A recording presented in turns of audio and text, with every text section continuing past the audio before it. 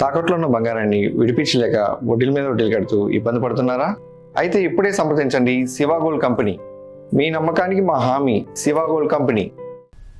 ఉత్తరప్రదేశ్లోని అయోధ్య రామాలయ విరాళాల దుర్వినియోగ కేసులో సిట్ దర్యాప్తు ముమ్మరంగా సాగుతోంది. ఈ క్రమంలో మరో కీలక విషయం వెలుగులోకి వచ్చింది. సిట్ దర్యాప్తు ప్రారంభం కాకముందే 58 లక్షల రూపాయలను నిందితుల్లో ఒకరైన అవినాష్ శుక్లా నుంచి ఆలయ ట్రస్టు సభ్యులు స్వాధీనం చేసుకున్నట్లు తెలిసింది. ఈ మేరకు జాతీయ మీడియా కథనాన్ని ప్రచురించింది. అటు నిందితుల తరపున వాదించొద్దని శైవద్వాజ్ బార్ అసోసియేషన్ నిర్ణయం తీసుకుంది.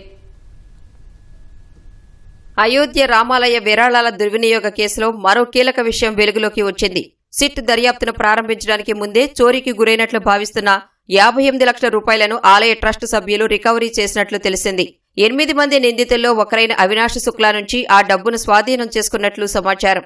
భక్తులు సమర్పించిన విరాళాల్లో కొంతమేర పక్కదారి పట్టినట్లు ఈ నెల 4న శ్రీరామ జన్మభూమి తీర్థక్షేత్ర ట్రస్టుకు ప్రాథమిక సమాచారం వచ్చింది.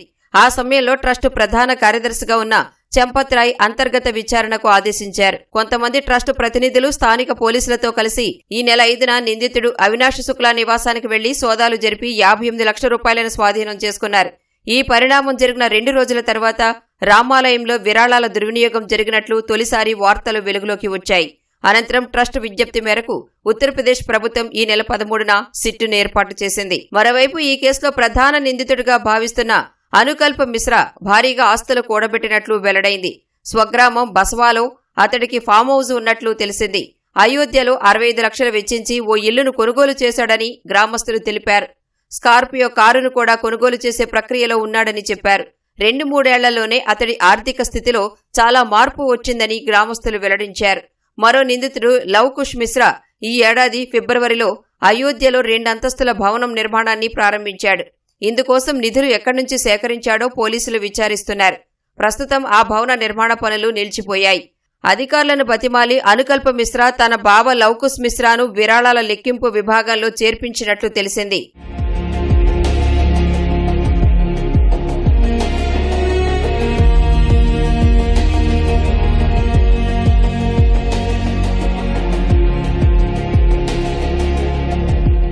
విరాళాల దుర్వినియోగం కేసులో అరెస్టైన నిందితుల తరపున తమ బార్ నుంచి ఎవరూ వాదించరని ఫైజాబాద్ బార్ అసోసియేషన్ తెలిపింది.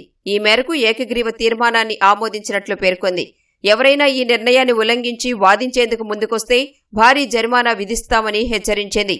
ఆలయ నిర్వహణలో కీలక పాత్ర పోషించిన ట్రస్ట్ మాజీ ప్రధాన కార్యదర్శి చంపత్ రాయ్, అనిల్ మిశ్రా, గోపాలరావు తక్షణమే అయోధ్య విడిచి వెళ్లిపోవాలని డిమాండ్ చేసింది. 3 రోజుల్లోగా వారు నగరాన్ని విడిచి వెళ్లకపోతే అయోధ్యను దిగ్బంధిస్తామని హెచ్చరించింది. నిందితుల తరపున వాదించాలనుకుంటే ముందుగా దరఖాస్తు చేసుకోవాలని ఫైజాబాద్ బార్ అసోసియేషన్ అధ్యక్షుడు కాళికా ప్రసాద్ మిశ్రా తెలిపారు. ఒక్కో నిందితుడికి 5 లక్షల చొప్పున బార్ అసోసియేషన్లో డిపాజిట్ చేయాలని చెప్పారు. ఆ మొత్తాన్ని నిందితులపై ప్రాసిక్యూషన్ కొనసాగించేందుకు వెచ్చిస్తామని ఆయన వివరించారు.